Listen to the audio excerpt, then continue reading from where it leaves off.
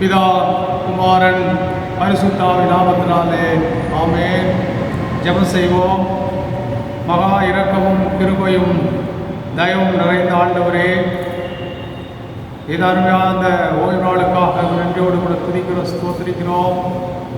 தேவரே, உலகெங்கும் தேவாலயத்தில் வந்து தொழுது கொள்ள முடியாத சூழ்நிலையிலும் தேவரே இப்படிப்பட்ட ஒரு பாக்கியத்தை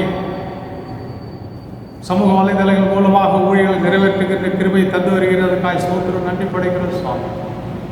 இந்த ஊழியர்களிலே பங்கெடுத்துக் கொள்கிற ஒவ்வொரு பிள்ளைகளையும் பொறுப்படுத்திக் கொள்ளும். விசேஷமாக இந்த ஆராதனையில் பங்கு கொண்டு கூடி தொழுது கொள்கிற பக்தி பரவசத்தோடு தொழுது கொள்கிறோடைய இறை மக்களை ஒவ்வொருவரையும் தனித்தனியாக ஆசீர்வதிக்கிறார். இந்த ஆராதனை முழுவதும் ஆமையாருடைய வழிநடத்தல் ஒரு அசைவாடுதல் பரிபூர்ணமாக இருக்க வேண்டும் நாங்கள் ஜெபிக்கிறோம். அத்தனை ஆசீர்வாதமாக சுவாமி. உண்மையோடு ஆமையோடு தொழுது கொள்ளுகின்ற கிருபை வரங்களை தொடர்ந்து எங்களுக்கு கட்டளிடுவீரார். சமூகத்தில் தாழ்த்து ஒப்புக்கிறோம். ஆராதனை கருத்து ஒப்புக்கிறோம். இயேசு கிறிஸ்து மூலம் வேண்டிக் கொள்கிறோம். ஜீவனுள்ள நல்ல தகப்பனே, ஆமென். இந்த நாளின் ஆராதனைக்காக, கடவுளின் நாம மகிமைக்காக பாமாலையில் 10வது பாடலை நாம் யாவரும் சேர்ந்து பாடுவோம். அங்கே இருக்கின்ற வாசஸ்தலங்களிலே குடும்பங்களாக பக்தி பரவசத்தோடு பாமாலை பாடி கர்த்தருடைய நாமத்தை தொழுது கொள்வோம். எங்கு 2 பேர் கூடிய நாமத்தினால் தொழுது கொள்கிறார்களோ மத்தியில் இருப்பேன் என்று வாக்குறுத்த தேவன் நாமம். நம்முடைய துதி தோத்திரங்களை இந்த ஆராதனை ஏற்று அங்கீகரித்து நம்ம அபரிதமாக ஆசீர்வதிக்கிறாராம். ஆமென்.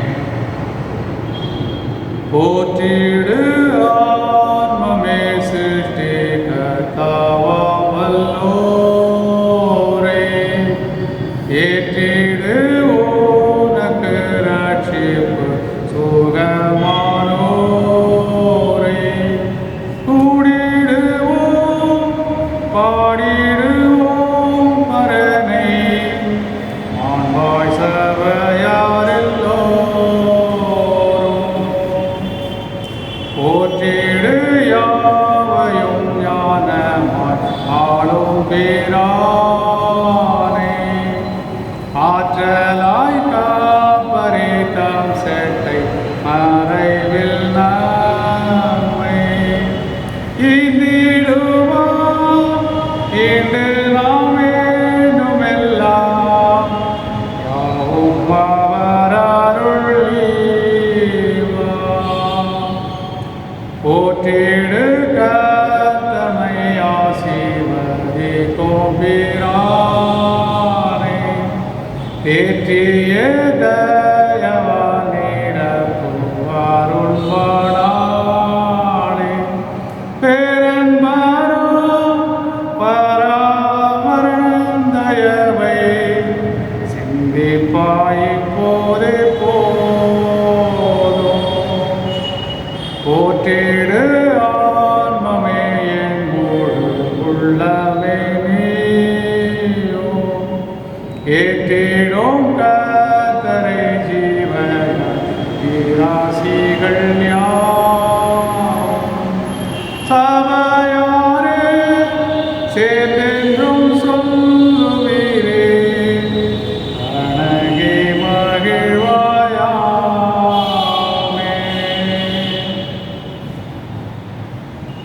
தொடர்ந்து நாம் ஆண்டவரை ஆராதிப்போம். காலை மாலை ஆராதனை முறையை நாம் உதவி கேட்டுக் கொள்கின்றோம். கடவுள் ஆவியாக இருக்கிறார்.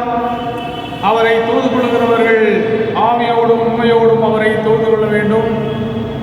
நம்முடைய பிதாவாகிய கடவுளாலும் கர்த்தராகிய இயேசு கிறிஸ்துவினாலும் உங்களுக்கு கிருபையும் சமாதானம் உண்டாவதாக. இது கர்த்தர் உண்டு பண்ணின நாள், இதிலே களி கூர்ந்து மகிழ கடவோம். கடவுள் ஒளியாயிருக்கிறார். அவரில் எவ்வளவேனும் இருளில்லை.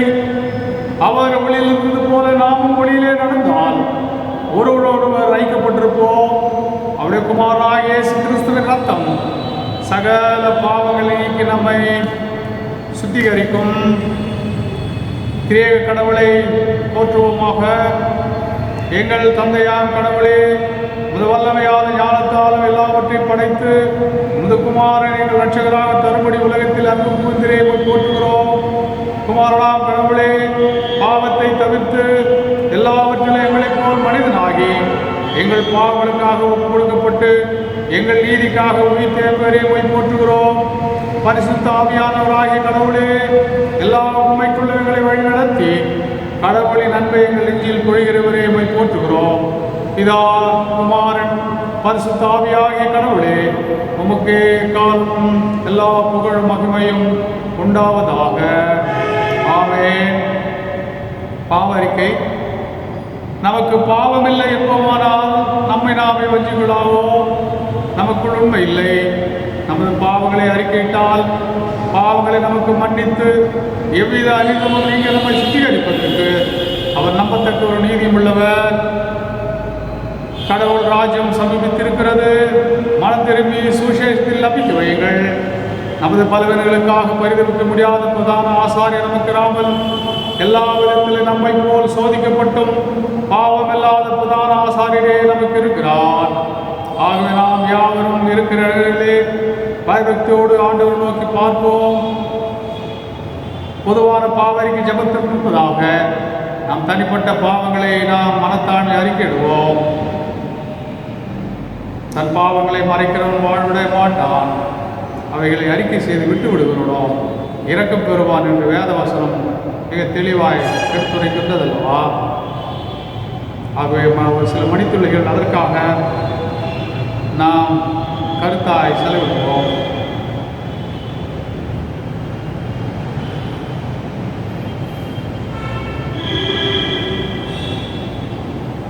தொடர்ந்து வருகிற பொதுவான பாவரிக்கை ஜெபத்தை நாம் யாவரும் சேர்ந்து ஏறெடுப்போம். இரண்டாவது பாவரிக்கை ஜெபத்தை ஏறெடுப்போம். எங்கள் தந்தையாம் கடவுளே, நினைவினாலும் வாத்தினாலும் செய்தினால் நமக்கு விரோதமாய் பாவம் செய்திருக்கிறோம். முழு மனதோடு நாங்கள் உண்மை நேசிக்கவில்லை. எங்களிடத்தில் நாங்கள் அன்பு கூறுவது போல அயலாரிடத்தில் நாங்கள் அன்பு கூறவில்லை. எங்கள் மேல் இரக்கமாக இருக்க உண்மை வேண்டிக் கொள்கிறோம். எங்கள் பாவழக்கை நீக்கி எங்களை சுத்திகரியும். எங்கள் குற்றங்களை விட்டுவிட எங்களுக்கு உதவி புரியும். எங்கள் ஆண்டவர் இயேசு கிறிஸ்துவின் மூலமாய் வேண்டிக் கொள்கிறோம் பிதாவே. ஆமென். சர்வ வல்லமையும் மிகுந்த இரக்கமுள்ள ஆண்டவர் மன்னிப்பையும் பாவ நிவர்த்தியை நமக்கு கட்டளையிட்டருளி வாழ்க்கையை சீர்படுத்துவதற்கான காலத்தையும் நமது பரிசுத்த ஆவியின் கிருபையும் தேற்றுதலையும் தந்தருளுவாராக. ஆமென். ஆண்டவரை துதியுங்கள். ஆண்டவர் நாம் துதிக்கப்படுவதாக. இந்த நாளுக்குரிய இறை செய்திக்கான ஆதாரமான வேத பாடத்தை இப்போது வாசிக்க கேட்போம். இன்றைய தியானத்திற்கு ஆதாரமாய் வாசிக்க தெரிந்து கொள்ளப்பட்ட வேத பகுதி தீத்துவுக்கு எழுதின நிருபம் 2ஆம் அதிகாரம் வசனங்கள் 1 துவங்கி 15 வரை. அப்போஸ்தலனாகிய பவுல் தீத்துவுக்கு எழுதின நிருபம் 2ஆம் அதிகாரம் வசனங்கள் 1 துவங்கி 15 வரை வாசிக்க கவனமாய் கேட்போம். நீயோ ஆரோக்கியமான உபதேசத்துக்கேற்றவளை பேசு. முதிர் வயதுள்ள புருஷர்கள் ஜாக்கிரதை உள்ளவர்களும் நல்லொழுக்கம் உள்ளவர்களும் தெளிந்த புத்தியுள்ளவர்களும் விசுவாசத்திலும் அன்பிலும் பொறுமையிலும் ஆரோக்கியம் உள்ளவர்களுமாய் இருக்கும்படி புத்தி சொல்லு. முதிர் வயதுள்ள ஸ்திரீகளும் அப்படியே பசுத்துக்கு ஏற்ற விதமாய் நடக்கிறவர்களும் அவதூறு பண்ணாதவர்களும் மதுபானத்துக்கு அடிமைப்படாதவர்களுமாய் இருக்கவும், தேவவசனம் தூஷிக்கப்படாதபடிக்கு பாலிய ஸ்திரீகள் தங்கள் புருஷனிடத்திலும் தங்கள் பிள்ளைகளிடத்திலும் அன்புள்ளவர்களும் தெளிந்த புத்தியவர்களும் கற்புள்ளவர்களும் வீட்டில் தரித்திருக்கிறவர்களும் நல்லவர்களும் தங்கள் புருஷருக்கு கீழ்ப்படுகிறவர்களுமாய் இருக்கும்படி அவர்களுக்கு படிப்பிக்கத்தக்க நற்காரியங்களை போதிக்கிறவர்களுமாய் இருக்கவும் முதிர் வயதுள்ள ஸ்திரீகளுக்கு புத்தி சொல்லு. அப்படியே பாலிய புருஷரும் தெளிந்த புத்தியுள்ளாய் இருக்கவும் நீயே புத்தி சொல்லி நீயே எல்லாவற்றிலும் உன்னை நற்கிரியைகளுக்கு மாதிரியாக காண்பித்து எதிரியானவன் உங்களை குறித்து பொல்லாக சொல்லுகிறதற்கு ஒன்றுமில்லாமல் வெட்கப்படத்தக்கதாக உபதேசத்திலே விகற்பம் இல்லாதவனும் நல்லொழுக்கம் உள்ளவனும் குற்றம் பிடிக்கப்படாத ஆரோக்கியமான வசனத்தை பேசுகிறவனுமாய் இருப்பாயாக. வேலைக்காரர் நம்முடைய இரட்சகராகிய தேவனுடைய உபதேசத்தை எல்லாவற்றிலும் அலங்கரிக்கத்தக்கதாக தங்கள் எஜமான்களுக்கு கீழ்ப்படிந்திருந்து எதிர்த்து பேசாமல் எல்லாவற்றிலும் பிரியமுண்டாக நடந்து கொள்ளவும், திருடாமல் இருந்து சகல விதத்திலும் நல்லுண்மையை காண்பிக்கவும் புத்தி சொல்லு. ஏனெனில் எல்லா மனுஷருக்கும் இரட்சிப்பை அளிக்கத்தக்க தேவ கிருபையானது பிரசன்னமாகி நாம் அவபக்தியையும் லௌகீக இச்சைகளையும் வெறுத்து தெளிந்த புத்தியும் நீதியும் தேவபக்தியும் உள்ளவர்களாய் இவ்வுலகத்திலே ஜீவனம் பண்ணி நாம் நம்பியிருக்கிற ஆனந்த பாக்கியத்துக்கும் மகாதேவனும் நமது இரட்சகருமாகிய இயேசு கிறிஸ்துவனுடைய மகிமையின் பிரசன்னமாகுதலுக்கும் எதிர்பார்த்து கொண்டிருக்கும்படி நமக்கு போதிக்கிறது. அவர் நம்மை சகல அக்கிரமங்களினின்று மீட்டுக்கொண்டு தமக்குரிய சொந்த ஜனங்களாகவும் நற்கிரியைகளை செய்ய பக்தி வைராக்கியமுள்ளவர்களாகவும் நம்மை சுதந்திரிக்கும்படி நமக்காக தம்மை தாமே ஒப்பு கொடுத்தார். இவைகளை நீ பேசி போதித்து சகல அதிகாரத்தோடு கடிந்து கொள். ஒருவனும் உன்னை அசைட்டு பண்ண இடம் கொடுக்காதிருப்பாயாக என்றார். இறைவார்த்தைக்காக நாம் பிரார்த்தனையை ஏறெடுப்போம். கிருபை நிறைந்த ஆண்டவரே, நீர் இன்றைக்கும் பேசுகிற தெய்வம் ஐயா, எங்களோடு பேசுகிறார். அடினை மறைத்து உம்மை வெளிப்படுத்துகிறார். உம்மை தரிசித்து செல்ல உதவி செய்கிறார். உடைய தெய்வீக தொடுதலை விடுதலையும் சந்தோஷ சமாதானத்தில் நித்திய ஜீவனை சுமத்துக் கொள்ள உதவி செய்கிறார். இந்த யாரும் பரிசுத்தாவியாருடைய அசைவாடுதலை கட்டளையிடுகிறார்.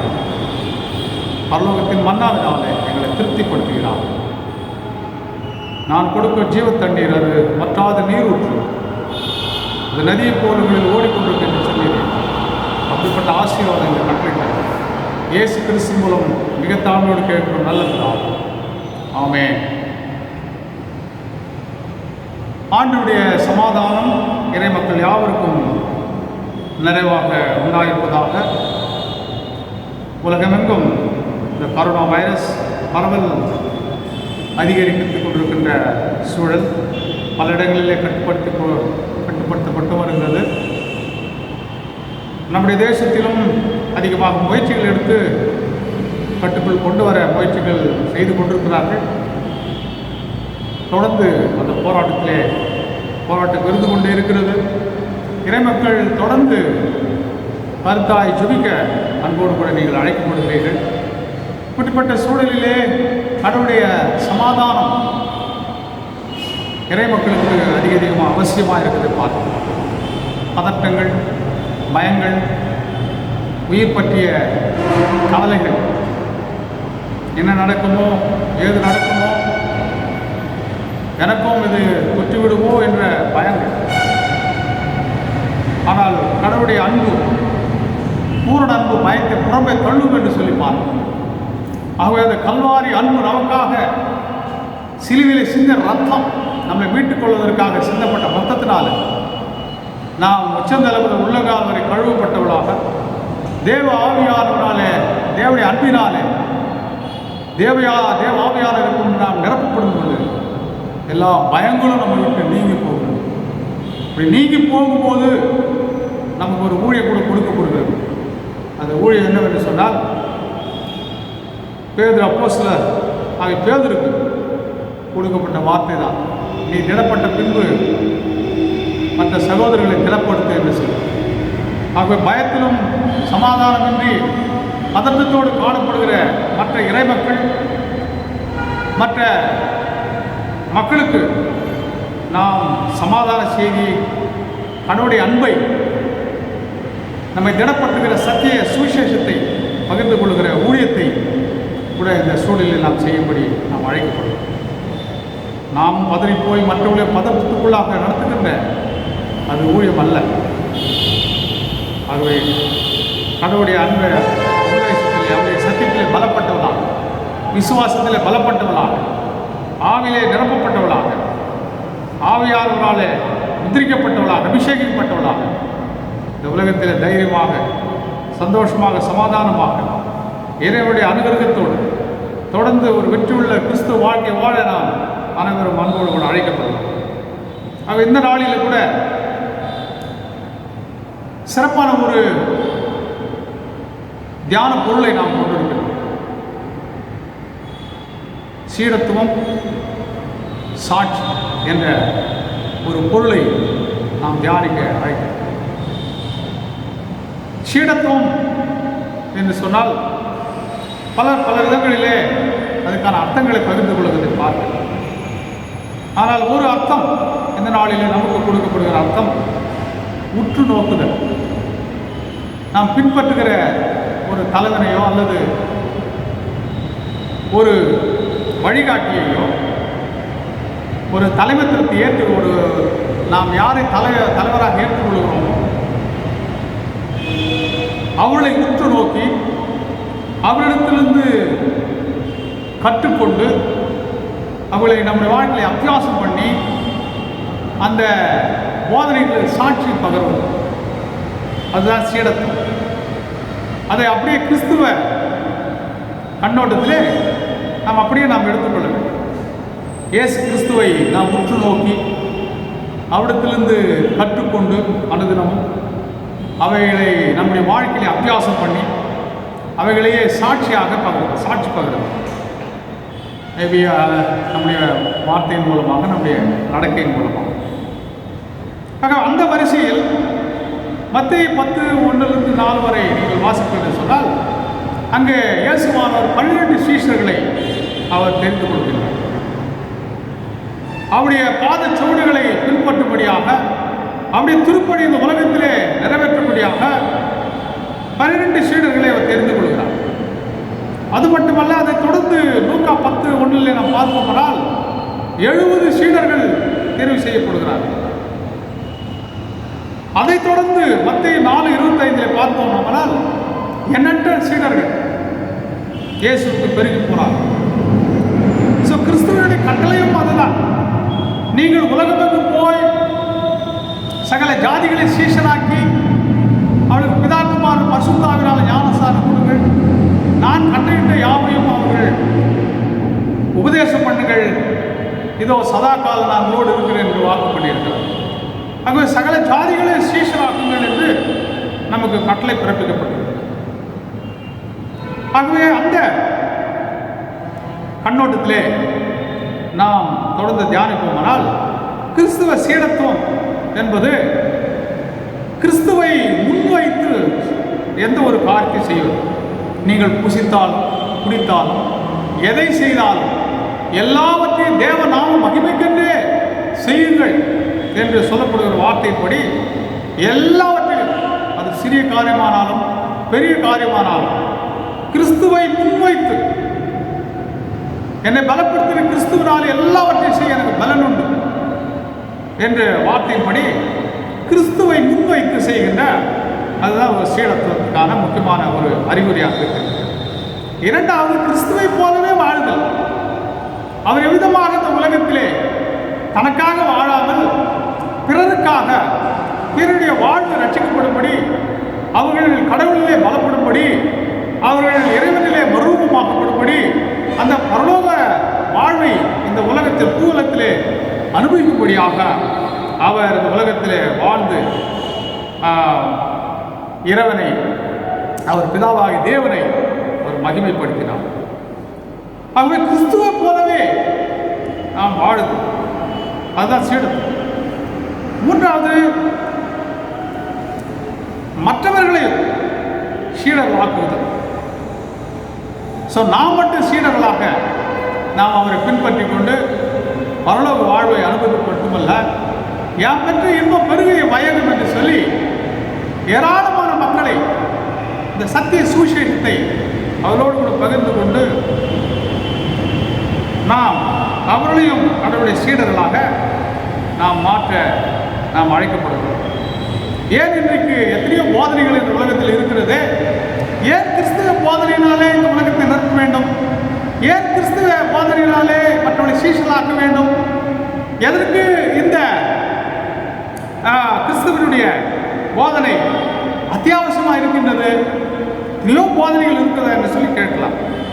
இன்றைக்கு கிறிஸ்துவுக்கு அன்பானதே, இன்றைக்கு நான் உலக அளவிலே எதிர்கொண்டிருக்கிற எந்த பிரச்சனையினாலும், உலக பிரச்சனைகளுக்கு தீர்வு இயேசு கிறிஸ்துவுடைய உபதேசமாக இருக்கின்றது என்பதை சொல்லிக்கொள்ள நான் விரும்புகின்றேன். இன்றைக்கு அவர் ஒரு கன்னத்தில் ஒருவர் அறைந்தார், மற்றொரு கன்னத்தை காண்பு என்று சொல்லி அவர் எங்கு பார்த்திருக்கிறேன். உன் பகைவனை நேசி என்று சொல்கிற உபதேசத்தை நான் வேறு இடத்திலும் பார்க்க முடியாது. ஆகவே இப்படிப்பட்ட ஒரு உபதேசம் இன்றைக்கு அவசியமாக இருக்கு. இந்த குடும்பமானாலும் சரி, அது திருச்சபையானாலும் சரி, அது சமூகமானாலும் சரி, ஒரு தேசமானாலும் சரி, ஒரு ராஜ்யமானாலும் சரி, இந்த உலகத்திலே இன்றைக்கு எதிர்கொண்டுகிற அனைத்து பிரச்சனைகளுக்கும் கிறிஸ்துவனுடைய உபதேசம் அத்தியாவசியமான ஒன்றாக இருக்கும். உங்களால் ஆன மட்டும் எல்லோரோடும் சமாதானமாக இருங்கள் என்று வசனங்கள். இன்னும் ஏராளமான போதனைகள் மலை பிரசங்கத்திலே படிப்போம் என்று சொன்னால், இன்றைக்கு அதில் நீ உலகத்தில் எல்லா விதமான பிரச்சனை, இன்றைக்கு பிரச்சனைகள் உலகத்தில் பெருகி கொண்டே சென்று கொண்டிருக்கிறது. பதில்கள் கிடைக்காத பிரச்சனைகள் சென்று கொண்டே இருக்கிறது. அவை இன்றைக்கு இயேசு கிறிஸ்துவின் உபதேசங்கள் இன்றைக்கு அத்தியாவசியமானதாக ஒன்றாக இருக்கிறது. இன்றைக்கு கரோனா வைரஸ் என்ற பரவலிலே இன்றைக்கு மருந்து மாத்திரைகள் அதற்கு இல்லாமல் ஏராளமான உயிர்களை நாம் இழந்திருக்கிறோம். அதற்கு தீர்வு இல்லாமல் வல்லரசு நாடுகளை திகைத்துக் கொண்டிருக்கிற சூழ்நிலைகள். இப்படிப்பட்ட சூழ்நிலைகளிலே ஒரு மார்க்கம் உண்டாகிறது சொன்னால் அது இயேசு அந்த மார்க்கத்தை காண்பித்திருக்கிறார். அதை ஒரு வரலாற்றில் பார்க்கும்போது இஸ்ரவேல் ஜனங்கள் அங்கே கடவுளுக்கு கீழ்ப்படியாமல் போனதினாலே அங்கு ஒரு காலகட்டங்களில் அவர்கள் கொள்ளிவாய் சர்ப்பத்தினாலே அவர் தீண்டப்படுகிறார். தீண்டப்படும் பொழுது அங்கே என்ன செய்வது என்று தெரியாது, வனாந்தரத்தில் என்ன செய்வது. ஆகவே மோசேயின் இடத்திலே கொடுக்கப்பட்ட ஒரு கட்டளை, ஒரு கம்பத்திலே கொள்ளிவாய் சர்ப்பத்தை எங்களினால் செய்து அதை நீ தூக்கி வைக்க வேண்டும், அதை நோக்கி பார்த்தவர்களெல்லாம் அவர் குணமாவார்கள் என்று சொல்லப்பட்டது. ஏற்கனவே இந்த ஒரு சத்தியத்தை நான் பல நாட்களுக்கு முன்பதாக பிரசங்கத்தில் குறிப்பிட்டிருக்கிறேன். இன்றைக்கு மீண்டும் அதே வலியுறுத்தி சொல்ல விரும்புகின்றேன். ஆகவே இன்றைக்கும் உலக ரட்சகராக மரத்தில் தூக்கப்பட்ட இயேசு இன்றைக்கு நோக்கி பார்க்க வேண்டியவளாக நாம் இருக்கின்றோம். உலகமெங்கும் இந்த கொரோனா வைரஸ் மூலமாக பீடிக்கப்பட்டு மார்க்கம் தெரியாமல், வழி தெரியாமல், என்ன செய்வது என்று தெரியாமல் திகைத்து கொண்டிருக்கின்ற சூழலிலே இன்றைக்கு உலக ரட்சகர் நமக்காக ஜீவனை விட்டார். மரத்தில் தூக்கப்பட்ட இயேசுவை நாம் நோக்கி பார்க்கும்போது நிச்சயமாக ஒரு தெய்வீக தொடுதல், ஒரு விடுதலை, ஒரு சமாதானம் உண்டு. அந்த விடுதலையை, சமாதானத்தை, சந்தோஷத்தை பெற்றுக் கொள்வது மட்டுமல்ல, அவருடைய உபதேசத்தை தொடர்ந்து நாம் கேட்டவளாக, அவருடைய பாதச்சுவடிகளை நாம் தொடர்பவர்களாக, அவருடைய சீசர்களாக மாறி அவருடைய தெய்வீக தொடுதலையும் விடுதலையும் சந்தோஷ சமாதானத்தையும் மற்ற மக்கள் பெற்றுக்கொள்ளத்தக்கதாக நாம் சாட்சியாக வாழ நாம் ஒவ்வொருவரும் நாம் அழைக்கப்படுகிறோம். ஆகவே கிறிஸ்துவுக்கு அன்பார்ந்தவர்களே, தொடர்ந்து இந்த சீடத்துவத்திற்கு பற்றி நாம் தியானிக்கும் போது ஒரு 3 ஆதாரங்களை நாம் அடிப்படையிலே தியானிக்க முடியும். அது இன்றைக்கி ஒருவேளை இந்த சிறு ஆராதனை முறையிலே ஒரு வேதப்பாடு வாசிக்கப்பட்டால் நமக்கு இன்னும் 3 வேதப்பாடுகள் அது வாசிக்கப்படுவதில்லை.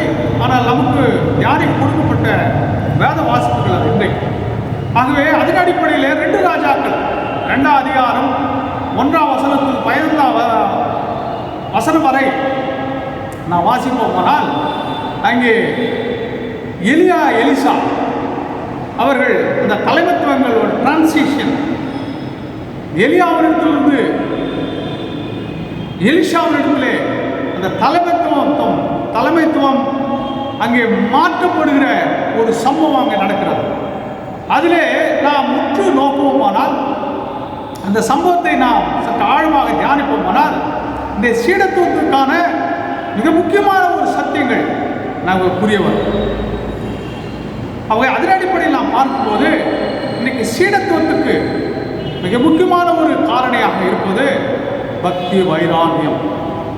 இன்னைக்கு பக்தி வைராகியம் இன்னைக்கு குறைவாக இருக்கிறதை பார்க்கிறோம். பக்தி வைராகியம் நமக்கு மிக மிக அவசியமாக இருக்கிறது. அந்த பக்தி வைராகியத்தின் அடிப்படையில் நாம் பார்ப்போமானால், இங்கே எலியா பரலோகத்தை எடுத்துக்கொள்ளப்படுகிற நாட்கள் வருகிறது. அச்சமயத்திலே எலிசா அவர்கள் என்ன செய்கிறார்கள்?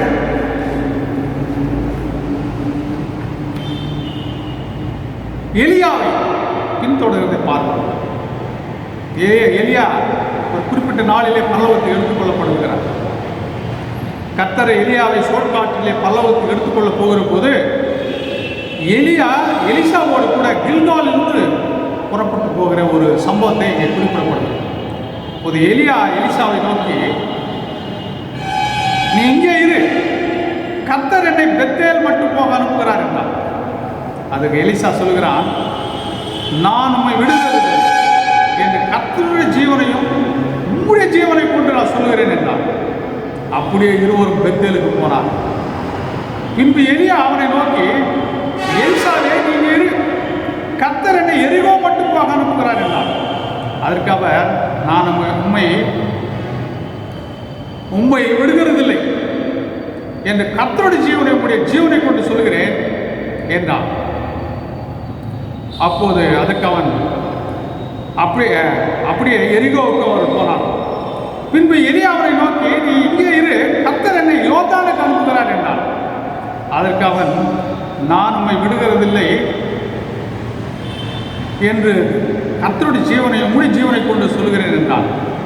அப்படியே அவர்கள் இருவரும் போனார்கள்.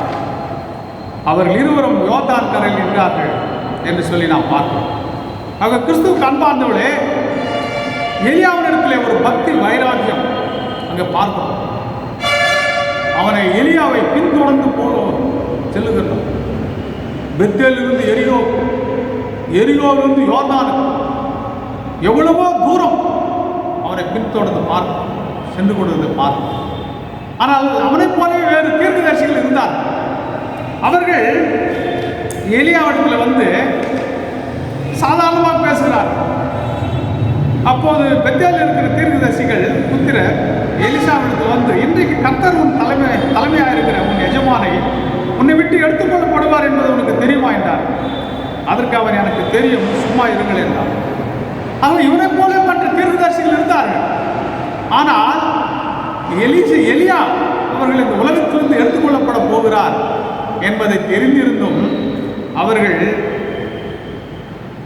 சாதாரணமாக இருந்து விடுகிறார்கள்.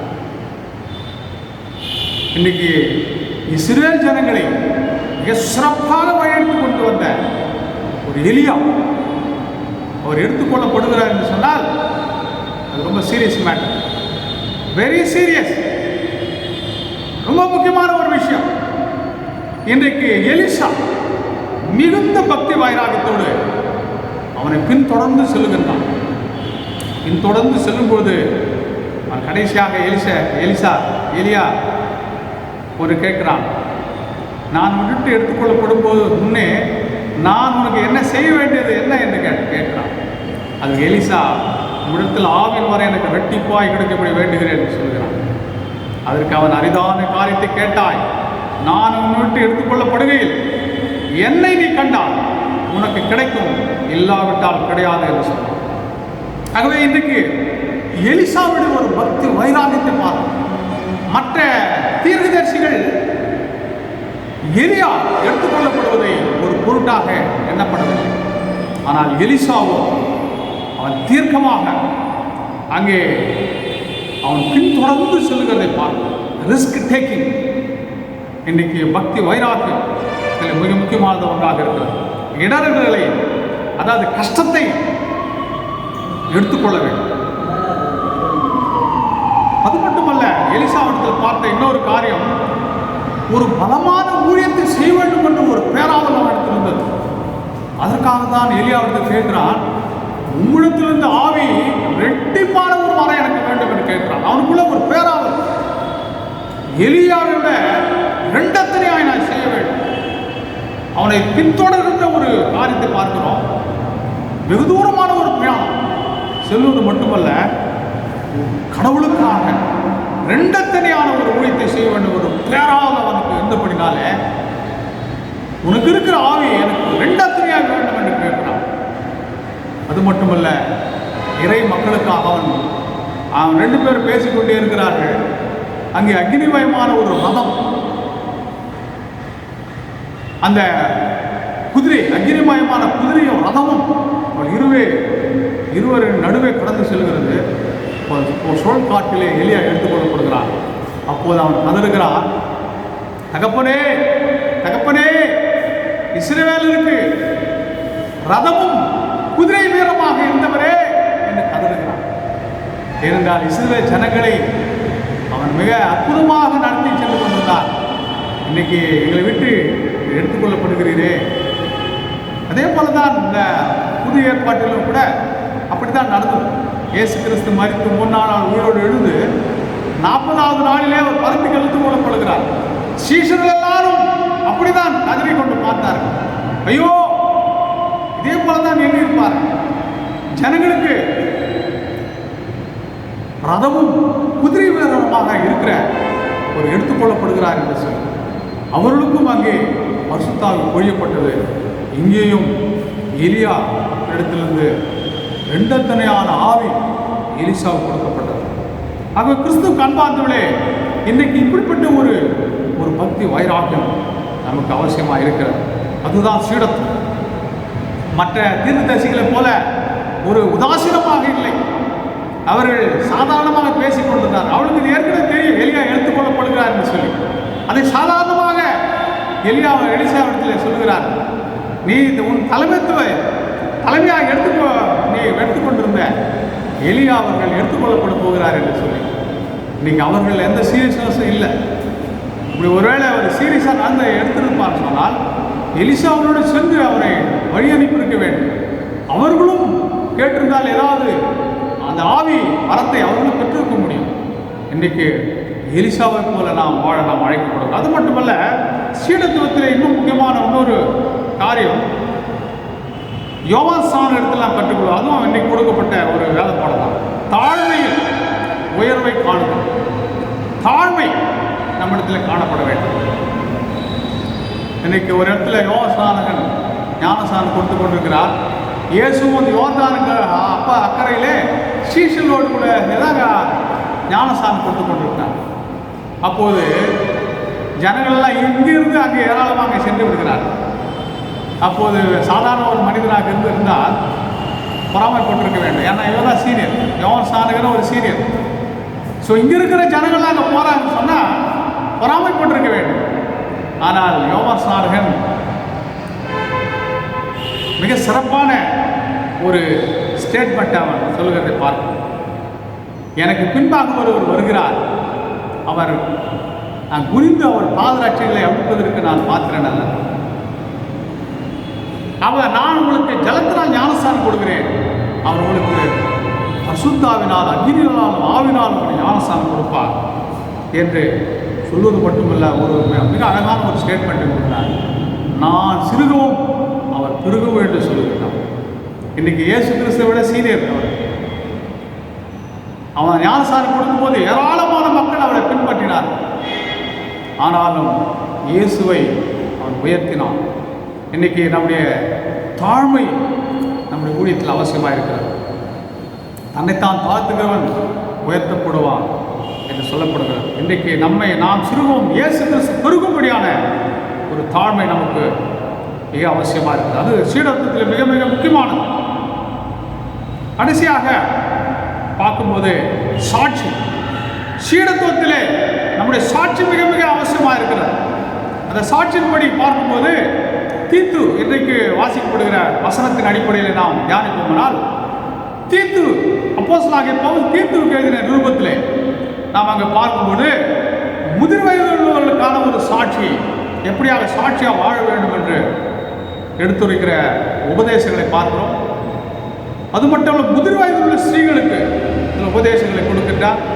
பாலிய ஸ்திரீகளுக்கு ஒரு சில உபதேசங்களை கொடுக்கின்றார். வேலைக்காரர்களுக்கு சில உபதேசங்களை அவர் கொடுக்கின்றார். ஆக கிறிஸ்துவுக்கு அன்பார்ந்தவர்களே, இங்கே அவ்விதமாக முதிர் வயது உள்ளவர்களுக்காக சில உபதேசங்களை அவர் கொடுக்கின்றார். எப்படி சாட்சியாக வாழ்வது அது அவர் கொடுக்கும்போது, ஜாக்கிரதை உள்ளவர்களும் நல்லொழுக்கம் உள்ளவர்களும் தெளிந்த புத்தி உள்ளவர்களும் விசுவாசம் உள்ளவர்களும் அன்புள்ளவர்களும் பொறுமை உள்ளவர்களாக அவர் இருக்க வேண்டும் என்று சொல்கின்றார். இன்றைக்கு முதிர் வயது உள்ளவர்கள் இன்றைக்கு மற்ற இறைமக்களுக்கு வழிகாட்டியாக இந்த உலகத்திலே அற்புதமாக ஆண்டவர் சாட்சியாக அவர் வைத்திருக்கிறார். ஆகவே அவர்கள் ஜாக்கிரதையாக இருக்க அழைக்கப்படுகிறார். இன்றைக்கி ஹியூமன் சைக்கிள் என்று சொல்லி பார்க்கும்போது குழந்தை பருவம், வாலிப பருவம், பெரியவர்கள் பருவம், அது பிற்பாடு முதியவர்கள் பருவம், கடைசியாக அதுக்கு பிற்பாடு நாம் இறைவனை என்றென்றும் அவரோடு கூட வாசம் செய்கின்ற ஒரு பாக்கியத்தை பெறுகின்ற ஒரு அடுத்த கட்டம். ஸோ அந்த கட்டத்துக்கு நாம் செல்ல வேண்டியதாக இருக்கிறபடினால நாம் இந்த காலகட்டத்தில் மிக ஜாக்கிரதை உள்ளவர்களாக நாம் இருக்க வேண்டும். மிக மிக அவசியமாக இருக்கின்றது. ஸோ நாம் அது மட்டுமல்ல, நல்லொழுக்கம் உள்ளவர்களாக அழைக்கப்படுகிறார். நல்லொழுக்கம் என்று சொன்னால் ஒரு மாடல் லைஃப், ஒரு முன்மாதிரியான ஒரு வாழ்க்கை வாழ அழைக்கப்படுகிறார். மூன்றாவது, தெளிந்த புத்தி உள்ளவர்களாக. தெளிந்த புத்தி என்று சொன்னால் கட்டுப்பாடு உள்ளவர்களாக வாழ அழைக்கப்படுகிறார்.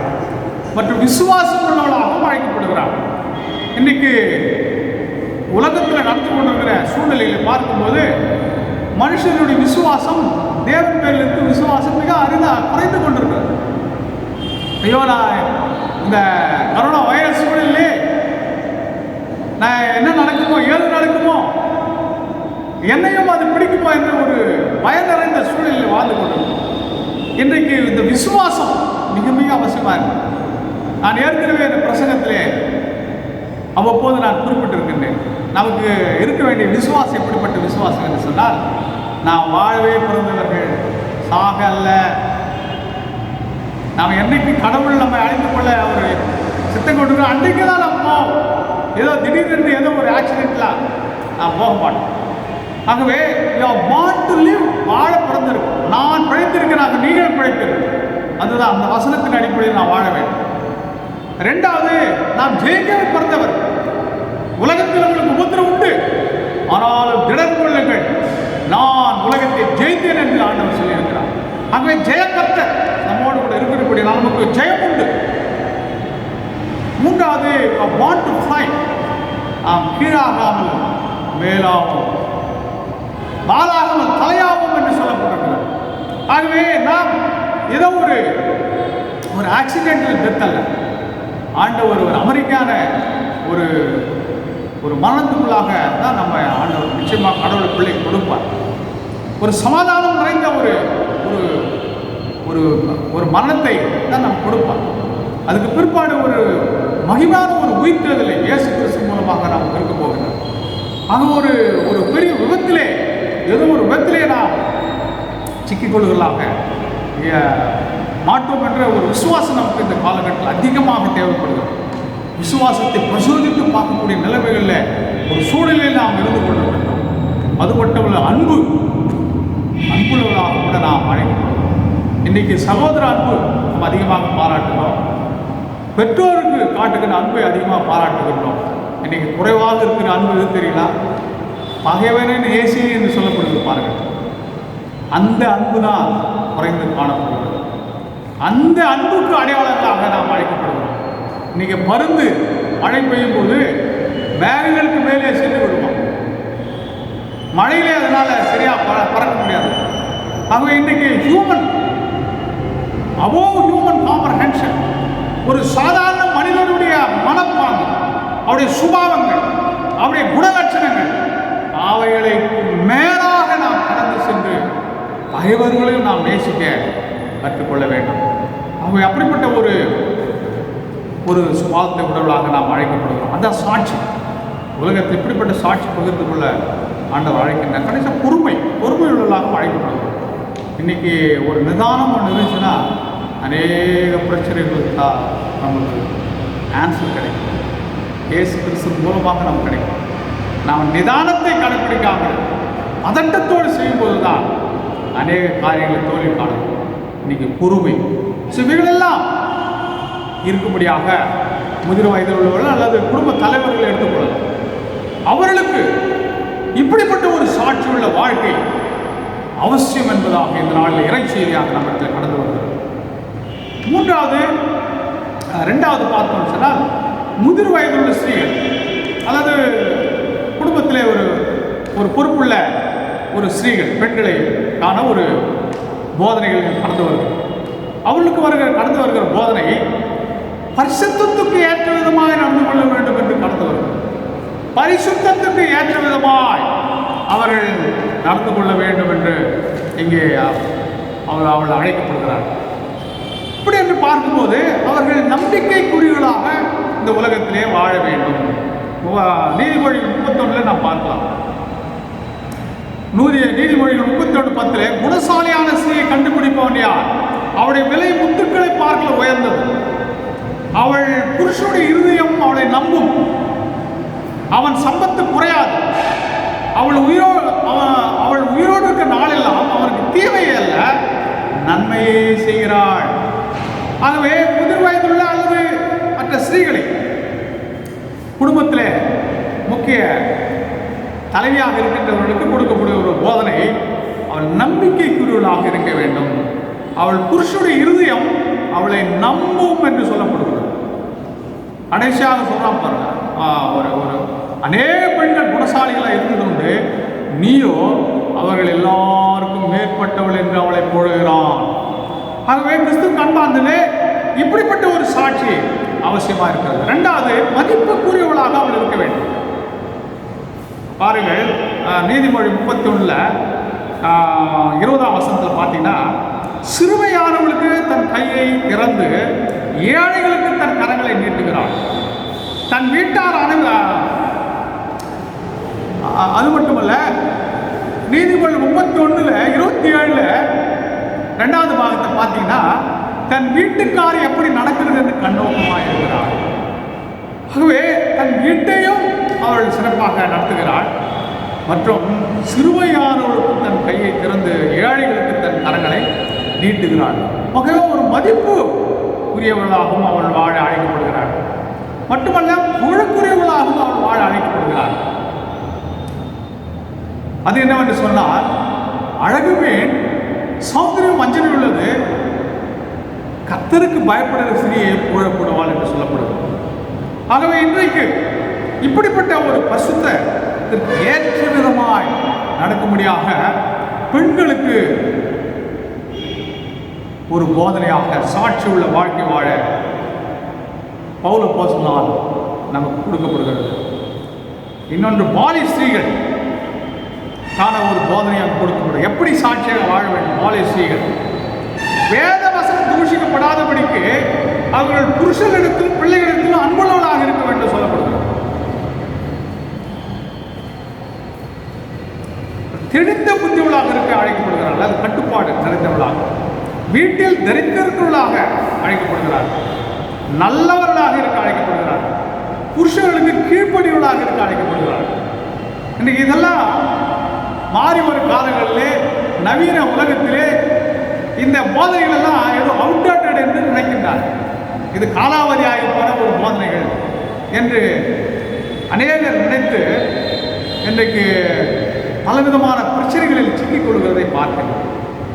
வேத வசனம் என்றுமே மாறாது. வானம் பூமி ஒழிந்து போனாலும் நான் என்னுடைய வார்த்தைகள் ஒருபோதும் ஒரு காலம் ஒழியாது என்று சொல்லியிருக்கின்றார்.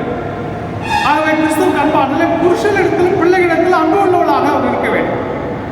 அதாவது ஒருவேளை வெளியில வேலை செய்கிறதாக இருக்கலாம், ஆனாலும் வீட்டிலே இருக்கின்ற வேலைகளையும் நம்மால் முடிந்த அளவு பரிசீலியோடு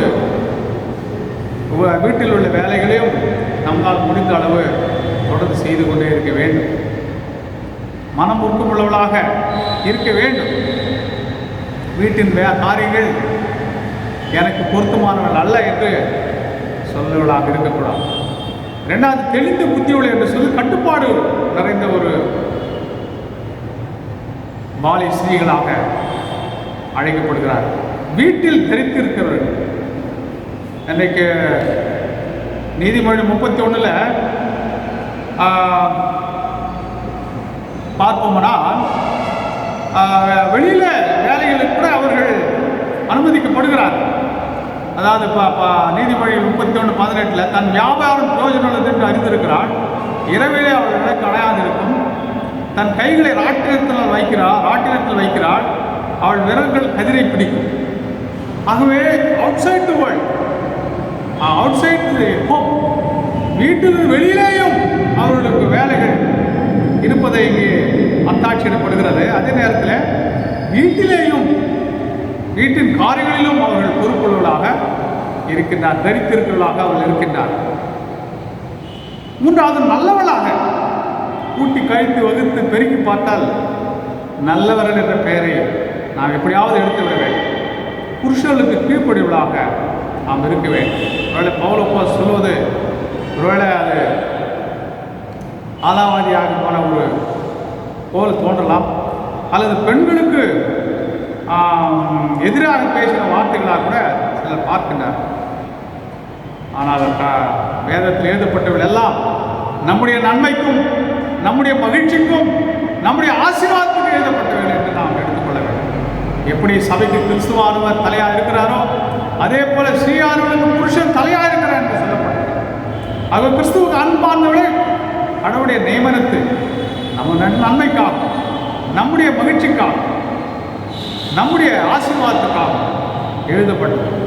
அப்படி இல்லை என்று சொன்னால் அது காலாவதியாக போனது அல்லது என்று சொல்லி நாம் வேறு விதமாக யோசிக்க ஆரம்பித்தால் அதனுடைய விலையை நாம் கொடுக்க வேண்டும்.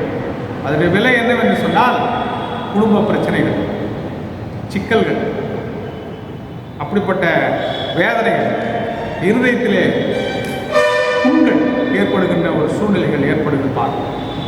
ஆகவே இன்றைக்கு முதிர் வயது உள்ளவர்கள் குடும்பத்திலே குடும்ப தலைவர்களுக்கான ஒரு மிக சிறப்பான ஒரு போதனை கொடுக்கப்படுகிறது. முதிர் வயதுள்ள ஸ்திரீகள் மற்றும் குடும்பத்திலே பொறுப்பு வகிக்கின்ற பெண்களுக்கான ஒரு போதனை கொடுக்கப்படுகின்றது. பாலிய ஸ்திரீகளுக்கான ஒரு போதனைகள் நமக்கு கொடுக்கப்படுகிறது. கடைசியாக வேலைக்காரர் ஒரு போதனை கொடுக்கப்படுகிறது. அங்கே சொல்லப்படும் நம்முடைய ஒரு ரட்சகராக தேவனுடைய உபதேசத்தை எல்லாவற்றிலும் அலங்கரிக்கத்தக்கதாக இங்கே கொடுக்கப்படுகிற காரியங்கள் என்னவென்று சொன்னால் எஜமான்களுக்கு கீழ்ப்படிய வேண்டும் சொல்லப்படுகிறது. ஏன்னா அவங்ககிட்ட நம்ம சேலரி வாங்கணும், சம்பளம் வாங்கணும். ஆக எஜமான்களுக்கு கீழ்ப்படுத்தல் என்று சொல்லப்படுகிறது. எதிர்த்து பேசாதீர்கள் என்று சொல்லப்படுகிறது. ஏன்னா எதிர்த்து பேசணும்னா அங்கே வேலைக்காரர்கள் அங்கே இருப்பதற்கு தகுதி இல்லாத மாறிவிடும். எதிர்த்து பேசக்கூடாது. எல்லாவற்றிலும் பிரியமுள்ளவர்களாக இருக்க வேண்டும். அதாவது ஆட்டோமேட்டிக் வாட்சாக இருக்கும், கீ கொடுக்குற வாட்சாக இருக்கக்கூடாது. தொடர்ந்து வேலை செய்து கொண்டே இருக்க வேண்டும். சொன்னாதான் செய்யணும் அப்படின்ற இருக்கக்கூடாது. எல்லாவற்றிலும் பிரியமுள்ளவர்களாக நடந்து கொள்ள வேண்டும். நாமளே சுயமாக யோசித்து என்னென்ன செய்யணும்னு சொல்லி பார்த்து அது செய்ய வேண்டியதாக இருக்கும்பா அதை செய்ய வேண்டும். இன்னொன்று திருடாமல் இருக்க வேண்டும். இன்றைக்கு எஜமான் ஒரு பெரிய கம்பெனியோ ஒரு பெரிய தொழிற்சாலை அவங்க எல்லாம் இருக்குது, ஏன்னா இந்த சின்ன பொருள் எடுத்துகிட்டு என்ன தப்பு அப்படின்னு சொல்லி யோசிப்பார். நோ, திருடாமல் இருக்க வேண்டும். சகலவற்றில் நல்லொன்மை காண்பிக்க வேண்டும். மோசே தேவனுடைய வீட்டில் எங்கும் உண்மையுள்ளவனாக இருந்தான். ஏதோ சில காரியங்களில் உண்மையாக இருக்கிறது, சில காரியங்களில் தவறி போதல் அல்ல. எல்லாவற்றிலும் உண்மையை காண்பிக்க வேண்டும். ஏதோ ஒரு சில இடத்துல உண்மை, சில இடத்துல தப்பு செய்கிறவனா இருக்கக்கூடாது. வர அவமதிப்பு, அவபக்தி இருக்கக்கூடாது. சில நேரங்களில் கடவுளை முறுமுறுக்கு இஸ்ரவேல் ஜனங்க அப்படிதான். நன்மையெல்லாம் பெரிய பெரிய விடுதலைகள், பெரிய பெரிய நன்மைகள், பெரிய பெரிய ஆசீர்வாதங்கள் பெற்றிருப்பார்கள். ஏதோ ஒரு இடத்துல ஏதோ ஒன்று இல்லைன்னு சொல்லி கடவுளை முறுமுறுப்பார். என்னப்பா இங்கே கொண்டு வந்துட்டீங்க எகிப்திலிருந்து இருந்தால் நாங்கள் நல்லா இருந்தோம் அப்படின்னு சொல்லி முறுமுறுப்பு கர்த்தருக்கு அருவருப்பு. ஆக அவபக்தி எந்த சூழலிலும் நம்முடைய இருதயத்துக்கு வரவிடாமல் நம்ம பார்க்க லௌகிக இச்சைகளை வெறுக்க வேண்டும். அந்த எக்ஸ்ட்ரா ரிலேஷன்ஸ், வெளியிலே பால் உறவுகள், தவறான உறவுகள், இவர்களில் எத்தனையோ குடும்பங்கள் சிதைந்து கொண்டிருக்கின்றன. லௌகிக இச்சைகளை வெறுக்கிறவர்களாக காணப்பட வேண்டும். தெளிந்த புத்தி கட்டுப்பாடோடு கூட இருக்க வேண்டும். கட்டுப்பாடோடு கூட இருக்க வேண்டும். எந்த இடத்துல நீதியும் தேவ பக்தி உள்ளவர்களாக இருக்க வேண்டும். அதாவது மற்றவர்களுக்கு உதவி செய்து கொண்டே இருக்கணும். அவங்ககிட்ட ஏதாவது கிடைக்குதுன்றதுக்காக செய்யறது. மற்றவர்களுக்கு என்னென்னலாம் உதவிகளை நம்மளால் செய்ய முடியுமோ எந்த எதிர்பார்ப்புகளையும் தொடர்ந்து செய்து கொண்டிருக்க வேண்டும். இதுதான் நீதி தேவ பக்தி உள்ளவர்களாக ஜீவனம் பண்ண வேண்டும். கடைசியாக முடிவுரையாக நாம் பார்த்தோம்னால், இன்றைக்கு கடவுளை கூட இப்படியெல்லாம் நாம் உபதேசத்தில் சீடத்துவம் சாட்சி காத்துக்கொள்ளும் போது நாம் என்றென்றுமாக கடவுளோடு கூட வாழ்கிற வாக்கியத்தை நாம் பெற்றுக்கொள்கிறோம். இன்னைக்கு இயேசு கிறிஸ்துவோட 2ஆம் வருகை எல்லா அடையாளங்களும் நடந்து கொண்டிருக்கிறோம். எல்லா அடையாளங்களும் கொள்ளை நோய் இன்னைக்கு உலக தோற்றம் முதல் இது வரைக்கும் இந்த மாதிரி பார்க்கலாம் தான் சொல்கிறாங்க. யாரை போய் கேட்டால் அமெரிக்காவில் போய் கேளுங்க, ரஷ்யாவில் போய் கேளுங்க, சைனாவில் போய் கேளுங்க, அல்லது நீங்கள் எந்த தேசம்லாம் போய் கேளுங்க. நீங்கள் உலக தோற்றம் முதல் இப்படி ஏதாவது கேள்விப்பட்டிருக்கீங்கன்னு சொன்னால் இல்லைன்னு தான் சொல்லுவாங்க. ஸோ இன்னைக்கு இயேசு கிறிஸ்து 2ஆம் வருகைக்கான அடையாளம் நடந்து கொண்டிருக்கிறது. ஒரு பக்கம் கொரோனா வைரஸ் பரவல் தத்தளித்து கொண்டிருக்கிறாள். ஒரு பக்கம் அதே வழியில் உம்மல் புயல் வந்து அடிக்கிறார். ஒடிசா, வெஸ்ட் பெங்கால் பாதிக்கப்படுகிறது. இன்னொரு பக்கம் வங்காள விரிகுடாவிலே ஒரு புயல் வந்து மகாராஷ்டிரா, குஜராத்தை தாக்குது. இன்னொரு பக்கம் ராஜஸ்தானில் வெட்டுக்கிளிகள் படையெடுக்கிறது. அது மட்டுமா, அங்கே பூகம்பங்கள் நடந்து கொண்டே இருக்குது. இப்போது நடந்து கொண்டிருக்கிற காரியங்கள் சொல்லுங்கள். எப்போ நடந்த காரியங்கள் அல்ல, இப்போது பூகம்பங்கள். ஸோ இவங்களெல்லாம் ஆண்டுடைய வருகை சமீபமாக இருக்கிறதை நாம் எடுத்துரைக்கணும். இன்னைக்கு வெளியே தலை காட்டணும். வெளியே போகாதீங்க, வெளியே போகாதீங்க, வெளியே போகாதீங்கன்னு சொல்லி கொண்டிருக்கிறார். வீட்லேயே இருக்கும். Stay home, stay home, stay safe. தயவுசெய்து வெளியே வராது. பிரதமர் கையெழுத்து கும்பிட்றார், நம்ம சீஃப் மினிஸ்டர் கையெழுத்து கும்பிட்றார், வெளியே போகாதீங்க. இப்படிப்பட்ட காலம் இயேசு கிறிஸ்து வருகை சமயமாக இருக்கிறது. அன்பார்ந்தவர்களே, இந்த போதங்கள் எல்லாம் ஏதோ அவுட்டேட்டட் நினைக்காது. தயவுசெய்து இதெல்லாம் நாம் கொடுக்கப்பட்ட சீடத்துவம், பக்தி, வைராகத்தை எலிசா போல நாம் வாழ வேண்டும். எலிசா போல ரெண்டத்தினான ஒரு வரத்தை பெற்றுக்கொள்ள வேண்டும்.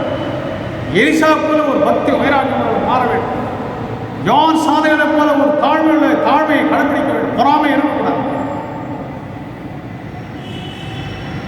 இயேசு கிறிஸ்து வருகை மிக சமீபமாக இருக்கிறது. நமக்கு ரிவார்டு ரொம்ப நிச்சயம். ஒரு கலசம் தண்ணீர் கொடுத்தால் அது பலன் அடையாமல் போகாது என்று சொல்லப்பட்டது. இயேசு கிறிஸ்துடைய சன்னிதானத்தில் நீங்கள் என்னென்ன நற்காரியம் செய்யலாம், அது எல்லாம் பலன் உண்டு. சீஷர்கள் ஏசாமிகிட்ட கேட்டான், ஆண்டவரே நான் எல்லாத்தையும் விட்டுட்டு உங்களை பின்பற்றி வந்துவிட்டோமே, என்ன கிடைக்கும்? அவர் சொன்னார், என்னப்பா ஏதோ எதிர்பார்ப்போடு நீங்கள் செஞ்சுருக்கிறீங்க போடுறது, என்னை பின்பற்றி வரீங்க அப்படின்னு எதுவும் அவங்கள முறுமுறுக்கலாம். அவர் சொன்னார், எஸ், நீங்கள் 12 சிங்காசனம் உட்கார்ந்து நீங்கள் ஆட்சி செய்யணும் என்று சொன்னார். அவங்களுக்கு சிங்காசனங்கள் ஆயத்தமாக்குது. ஆகவே ஆண்டவருக்காக நீங்கள் எதை செய்தாலும் அதுக்கு பலன் உண்டு. 5 10 ஆக்கணுங்க, 10 பட்டணம். 2 4 ஆகணும், அவனுக்கு 4 பட்டணம். தாழ்ந்த எதுவும் பிரயோஜனம்லாம் வச்சுட்டு அவனுக்கு அவன் கையை காலை கட்டி அவன் அழியாத அக்னியில் போடப்படும். ஸோ என்னென்ன என்ன விதைக்கிறோமோ அதை அறுப்போம். ஆகவே ரிவார்டு நமக்கு உண்டு. கடைசியாக எல்லாமே ஒரு நாளில் பர்ஃபெக்ட் ஆகும். இயேசு கிறிஸ்து நாமம். அல்லேலூயா. அவர் கொலோசியர் 1:20 பார்த்தீங்கன்னா, இயேசு கிறிஸ்து சிலுவிலே சின்ன ரத்தத்தினாலே சமாதானத்தை உண்டு பண்ணி பூலோகத்தில் உள்ளவை பரலோகத்தில் உள்ளவை யாவையும் உருவாக்கம் கொள்ளும்படி அவர் சித்தம் கொண்டார். இன்னைக்கு ஒரு பரிபூர்ண ஒரு எதிர்காலம் எல்லாம் சரியாக போகும். அன்றைக்கி கொரோனா வைரஸ் இருக்க போவதில்லை. கொரோனா வைரஸே இருக்காது, உயிர் பயமே இருக்காது. அப்படிப்பட்ட ஒரு பர்ஃபெக்ஷன் இயேசு கிறிஸ்து நாமத்தினாலே எதிர்காலத்தில் உண்டு. ஆகவே அவருடைய அடிச்சுவடுகளை நாம் பின்பற்ற வேண்டும். ஒரு கண்ணத்தை அடித்தா இன்னொரு கண்ணத்தை காண்பிச்சு ஆகணும். திருப்பி அடிக்கிறதா இருக்கக்கூடாது. நான் தேவாலயங்களில் போய் நான் இதை ஒரு டெஸ்ட் பண்ணி கேட்பேன் விசுவாசிகள், எத்தனை பேர் கோயிலுக்கு முடிஞ்சோன்னு உங்களை அடித்தா எத்தனை பேர் இந்த ஒரு கண்ணத்தை காண்பின்னு சொல்லுவோம். எல்லாரும் கையை தூக்க மாட்டாங்க. என்னன்னா இன்னும் ஆயத்தமாகுது. ஆகவே கிறிஸ்துவுக்கு அன்பானவர்களே, இன்றைக்கு நாம் ஆண்டோடைய வார்த்தை, அவருடைய பாத சோடுகளை நாம் தொடரும். ஒரு பக்தி உள்ள வாழ்க்கையை, பக்தி வைராகியம் உள்ள வாழ்க்கையை எலிசா போல வாழும், யோவாசாமியன் போல ஒரு தாழ்வு உள்ள ஒரு ஊழியத்தை செய்யவும், மற்றும் பவுல் அப்போஸ்தலன் தீத்துக்கு சொன்ன உபதேசங்களை நாம் கை கொண்டு சாட்சிகளை வாழும் அழைக்கும் கர்த்தர் அப்படி கிருபை செய்வதா ஜெபம் செய்வோம். கிருபை நிறைந்த ஆண்டவரே, நன்றியோடு கூட துதிக்கிற ஸ்தோத்திரிக்கிறோம் ஐயா. நீ நல்லவரும் வல்லவரும் மகிமை சிறந்தவருமாக இருக்கின்றீர்கள் ஆண்டவரே. இந்த உலகத்திலே முதலாவது 12 சீடர்களை தெரிந்து கொண்டு 70 சீடர்களை தெரிந்து கொண்டு எண்ணற்ற சீடர்கள் உருவானார். மற்ற கட்டளையாக கொடுத்திருக்கிறீர்கள். நீங்கள் உலகமெங்கும் போய் சகல ஜாதிகளை சீஷராக்கும், பிதா குமாரன் பரிசுத்த ஆவியானவரால் ஞானஸ்நானம் கொடுக்கும். இதோ சதா நான் கட்டளையிட்ட யாவை உபதேசம் பண்ணுங்கள், சதா காலம் நான் உங்களோடு இருக்கிறேன் என்று சொல்லி, நான் எப்படி எழுந்து போனாலும் பரலோகத்துக்கு மீண்டும் அப்படியே நான் திரும்பி வருவேன் என்று சொல்லியிருக்கிறேன். ஆகவே உங்களுடைய சொன்ன உபதேசங்கள் காலாவதியாக போன உபதேசங்கள் அல்ல. அவர்கள் இன்றைக்கும் அபியாசம் பண்ணும்போது அதுக்கேற்ற ஆசீர்வாதங்கள் உண்டு சுவாமி. அவங்க எப்படிப்பட்ட ஆசீர்வாதங்களை நிரப்பி வழிநடத்த வேண்டும். இயேசு கிறிஸ்து மூலம் வேண்டிக் கொள்கிறோம் ஜீவன நல்ல தாப்பனே, ஆமென். தேவனுக்கே துதியும் கனமும் மகிமையும் உண்டாவதாக.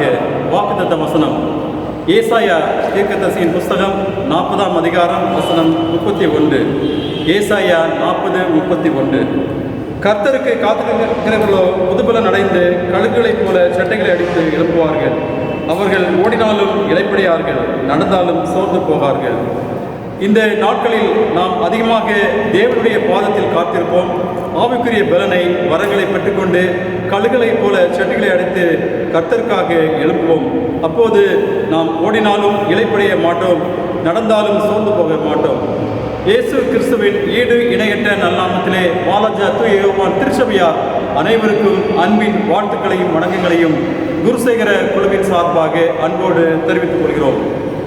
இந்த திகில் நிறைந்த கொரோனா வைரஸ் அச்சுறுத்தல் காலகட்டத்திலும் நம்மை அருமையாக பாதுகாத்து வருகின்ற நமது தேவாதி தேவனுக்கு நாம் திருச்சபையார் அனைவரும் உள்ளத்தின் ஆழத்திலிருந்து நன்றிகளையும் சோதனைகளையும் துதிகளையும் செலுத்துவோமாக.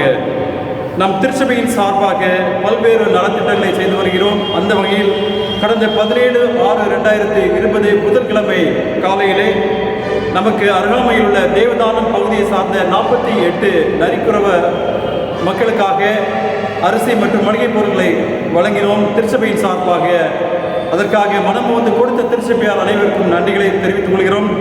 இந்த நிகழ்வுகளை ஒருங்கிணைந்து ஏற்பாடு செய்த திரு கே இளங்கோவன், திருமதி ஞானஜோதி சக்கரவர்த்தி ஆகியோருக்கு திருச்சபையின் சார்பாக நன்றிகளை தெரிவித்துக் கொள்கிறோம். இந்த காலகட்டத்திலும் சிறப்பாக நம்மை உற்சாகப்படுத்தி வருகின்ற நமது ஆயரவர் வி. பால்ராபர்ட் கென்னடி அவர்களுக்கும், திரு எஸ். ஆபிரகாம் அன்பழன் அவர்களுக்கும், குருசேகர குழுவினர் அனைவருக்கும் அன்பின் நன்றிகளை தெரிவித்துக் கொள்கிறோம். அதோடு இந்த ஒவ்வொரு வாரமும் ரெக்கார்டிங்கை மிக சிறப்பாக பதிவு செய்து வருகின்ற குருசேகர குழு உறுப்பினர் திரு ஜே. பிரதீப் ஜாஸ்வா அவர்களுக்கும் அன்பின் நன்றிகளை தெரிவித்துக் கொள்கிறோம். தொடர்ந்து ஜெபியுங்கள், கர்த்தர் பெரிய காரியங்களை செய்வார். நம்முடைய திருச்சபை செயலாளர் அவர்களுடைய அறிவிப்புகளை தொடர்ந்து ஒரு சில காரியங்களை இறைமக்கள் சன்னிதானத்தில் வைக்க நான் விரும்புகின்றேன். அதில் ஒன்று, ஒரு ஊழியரிடம் விதமாக கேட்டார்கள், உடைய வெற்றியுள்ள வாழ்க்கைக்கு கிறிஸ்துவத்துக்கு வெற்றியுள்ள வாழ்க்கை ஆன ஒரு 3 காரணங்களை நீங்கள் சொல்லுங்கள் என்று கேட்டார். அவர் கேட்கும்போது அவர் சொன்னார் 3 காரியங்கள் என்னவென்று சொன்னால், முதல் காரியம் ஜபம் என்று சொன்னார். 2வது காரியம் என்ன என்று சொல்லி கேட்டார், வெற்றியுள்ள கிறிஸ்துவ வாழ்க்கை. 2வது குறிப்பு ஜபம் என்று சொன்னார். சரி, 3வது காரியம் என்ன சொல்லுங்கள் வெற்றியுள்ள கிறிஸ்துவ வாழ்க்கை என்று சொன்னால், 3வது ஜபம் என்று சொன்னார். ஆகவே இன்றைக்கு ஜப வாழ்க்கை மிக மிக அத்தியாவசியமாக இருக்கின்றது. இந்த காலங்களில் நீங்கள் அதிகமாக ஜபத்திலே தொடர்ந்து ஜபத்துக்கும் வேத தியானத்துக்கும் நீங்கள் தொடர்ந்து ஜபிக்கும் செலவிடும்படி அன்போடு கூட கேட்டுக்கொள்கின்றேன். 2வது, ஸ்டே ஹோம், ஸ்டே சேஃப். குடும்பத்திலே வீட்டிலே தங்கியிருங்கள், பாதுகாப்பாக இருங்கள் என்பது தாரக மந்திரமாக இன்றைக்கு உலகமெங்கும் கொடுக்கப்படுகிற ஒரு செய்தி. அப்படிப்பட்ட ஒரு சூழலிலே இன்னொரு காரியத்தை நாம் மனதில் வைத்துக் கொள்ள வேண்டும். இறைமக்கள் ஒருவர் பாரத்தை ஒருவர் சுமந்து கிறிஸ்துவின் பிரமாணத்தை நிறைவேற்றுங்கள். ஆக குடும்பத்தோடு தங்கியிருக்கும்போது குடும்பத்தின் வேலைகளை ஒரு சிலரே செய்யக்கூடாது. அம்மா மட்டும் செய்யணும்.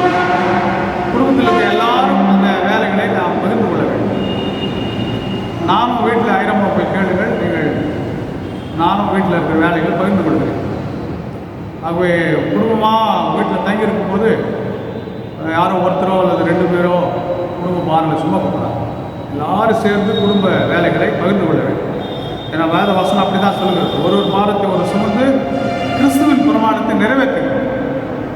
ஒரு பாரத்தை ஒரு சுமந்து இந்த காலங்களை எளிதாக கடந்து செல்ல அன்போடு கேட்டுக்கொள்கிறேன். 3வது, ஞானமாய் நாம் நடந்து கொள்ள வேண்டும். இந்த காலங்கள் ஞானமாக நடந்து கொள்வோம். எரிந்து விழுவது, சண்டை போடுறது, மற்ற கஷ்டப்படுத்துறது இதெல்லாம் இருக்கக்கூடாது. ஞானமாக சமாதானமாக இருக்கும். மற்றவர்களோடு கூட, மற்ற விசுவாசிகளோடு கூட சமாதானமாக இருக்கும். மற்ற ஊழியர்கள் கூட சமாதானமாக இருக்கும். மட்டுமல்ல, இந்த COVID-19 சூழலிலே உங்களால் முடிந்த உதவிகளை செய்யும். தனிப்பட்ட விதத்தில் செய்வது கடினமாக இருந்தால் திருச்சபையோடு இணைந்து கொள்ளும். அப்போ இந்த குறிப்புகளை நான் இறைமக்களிடத்தில் வைக்க நான் விரும்புகின்றேன். தொடர்ந்து நாம் பன்னாட்டு ஜெபத்தில் கடந்து செல்வோம். கேட்ட சத்தியத்துக்காக நாம் மன்றாடுவோம். ஒவ்வொரு மன்னாட்டு ஜெபத்துக்கு பிற்பாடும் கர்த்தாவே கிருபையாயிரும் என்று சொல்லி நீங்கள் மறுமொழி சொல்லும்படி அன்போடு கேட்டுக்கொள்கிறேன். கேட்ட சத்தியம். இன்றைக்கு சீடத்துவம் மற்றும் சாட்சி பகிர்வு என்ற தலைப்பிற்கு தியானித்து இருக்கிறோம். இன்றைக்கு சாதாரணமாக நாம் இருக்கக்கூடாது. எலிசாவை போல பக்தி வைராகியத்தோடு வாழ அழைக்கப்படும். யோவான் ஸ்நானகனை போல ஒரு தாழ்மையான ஒரு ஊழியத்தை செய்ய வேண்டும். பவுல் அப்போஸ்தலனுடைய சாட்சி உபதேசத்தை, தீத்துவுக்கு சொன்ன உபதேசங்களை நாம் கைக்கொள்ள வேண்டும். ஆகவே ஒரு மௌனமான நிலையிலே ஒரு சில மணித்துளிகள் அதற்காக நாம் செலவிடுவோம்.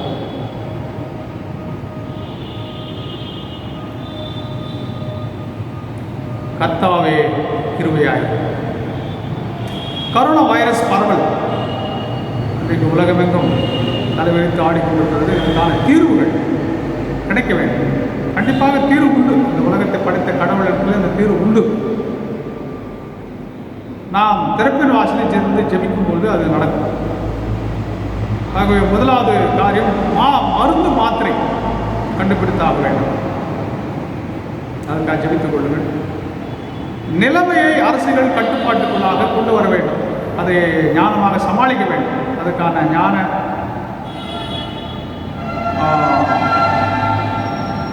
ஆளுகள் இருக்கிறவர்களுக்கு கொடுக்கப்பட வேண்டும். தொடர்ந்து ஜெபியுங்கள். மற்றும் இந்த சிகப்பு நிறத்திலிருந்து ஆரஞ்சு நிறத்துக்கு வர வேண்டும். ஆரஞ்சு நிறத்திலிருந்து பசுமை நிறத்துக்கு வர வேண்டும். இந்த 3 நிறங்கள் கொடுக்கப்பட்டுள்ளது. கொரோனா வைரஸ் குறையும் பொழுது ஆரஞ்சுக்கு வரும். சுத்தமாக குறைப்படும் போது கிரீன் வர பசுமை. ஸோ இந்த நிலைமை நாம் வாழ்கிற சூழல் மட்டுமல்ல, தமிழ்நாடு எங்கும், இந்திய தேசம் எங்கும், உலகமெங்கும் மாற வேண்டும். கண்டிப்பாக மாறும். விசுவாசத்தோடு ஜெபம் பண்ணும். நம்பிக்கை இழந்துடக்கூடாது. எங்கே போய் முடியுமா தெரியலன்னு சொல்லிட்டு இருக்கக்கூடாது. விசுவாசத்தோடு இருக்கணும். தைரியமாக இருக்கணும். நம்பிக்கையோடு இருக்கணும். நல்ல எதிர்காலம் இருக்கணும். நம்பணும். விசுவாசம் உலகத்தை ஜெயிக்கிற ஜெயம் என்று சொல்லப்பட்டது. ஆலயம் திறக்கப்படணும் சீக்கிரம்.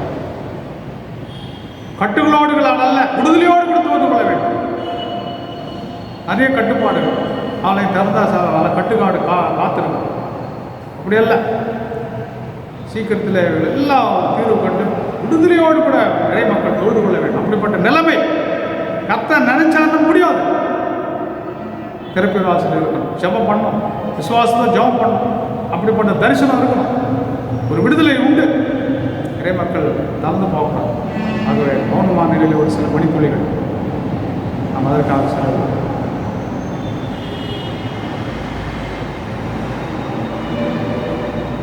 கர்த்தாவே கிருபையாய். இன்னைக்கு திருச்சபை பேராயம், தலைமை பேராயம், உலக திருச்சபை, அப்போஸ்தலர் நியாய பிரமாணப்படி சாப்பிட திருச்சபை பங்கெடுப்புகள் மிக மிக அவசியம். இன்னைக்கு வேலை இழப்பு ஏராளமாக இருந்து கொண்டிருக்கிறது. வாழ்வாதாரம் இழந்து கொண்டிருக்கிற மக்கள் ஏராளமாக பெருகி கொண்டிருக்கிறார். இன்னைக்கு கொரோனா வைரஸை விட இன்னைக்கு உயிர் பயம் அதிகரித்து கொண்டிருக்கிறது. ஹாஸ்பிட்டலுக்கு கூட போக முடியல, பயம். போனால் டெஸ்ட் பண்ண எங்கள் கொரோனா வைரஸ் இருக்கு, பயப்படாத. இன்னும் மனநிலையில், அதாவது டிப்ரெஷன், மனநிலையில் பாதிப்படைந்து இருக்கிறார். பைத்தியம் பிடித்தது போல மக்கள் இருக்கிறார். பசி பட்டினி பெருகி கொண்டிருக்கிறது. இந்த சூழ்நிலைகள் மாறுவதற்கு திருச்சபைகளுடைய பங்களிப்பு மிக அவசியமாக இருக்குது. இந்த காலகட்டம் இயேசு கிறிஸ்து என்னை பலப்படுத்த, கிறிஸ்துவ எல்லாவற்றையும் செய்ய எனக்கு பலம் என்று சொல்லப்பட்டிருக்கிறது.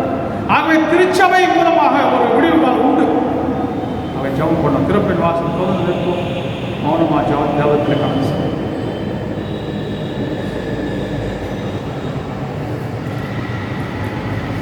கர்த்தாவே கிருபையாய். இன்னைக்கு கொரோனா வைரஸ் மட்டுமல்ல, உமர் புயல், நிசர்கா புயல், வெட்டுக்கிளி படையெடுப்பு, பூகம்பங்கள், மழையின்மை, வெயில் அதிகரிப்பு எல்லாம் இன்னும் அதிகமாக பாடுபட்டு கொண்டிருக்கிறது. வேத வசனம் சொல்லுகிறது, இரவிலே நிலவாகிலும் பகலிலே வெயிலாக சேதப்படுத்துவதில்லை. அப்போ இப்படிப்பட்ட ஆண்டவர் கருணை வைத்தால் சூழ்நிலைகள் மாறும். தொடர்ந்து திறப்பின் வாசல் இருப்போம், ஜெபம் பண்ணுவோம். நம்பிக்கையோடு காத்திருக்கும் ஒரு முடிவு காலம் உண்டு. மௌனமான நிலையில் ஒரு சில மணித்துறையில் அதற்காக செலவு.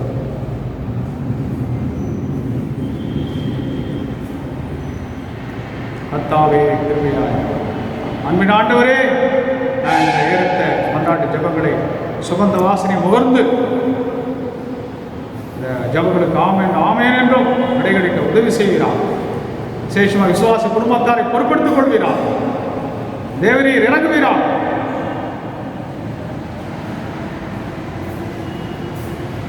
நீர் எழுப்பி இந்த சனப்பொழுதில் எழுதி யாரெல்லாம் பயந்து கொண்டிருக்கிறார், யாரெல்லாம் வேதனையோடு இருக்கிறார், கஷ்டத்தோடு இருக்கிறார், பிரச்சனையோடு இருக்கிறார்கள், எழுப்பி ஆணிப்பா இந்த கருத்தை சிரசில் வைத்து அவர் உங்கள் விடுதலையும் விடுதலையும் சந்தோஷ சமாதான நித்திய ஜீவனை உத்தரவாதம் பண்ணும்.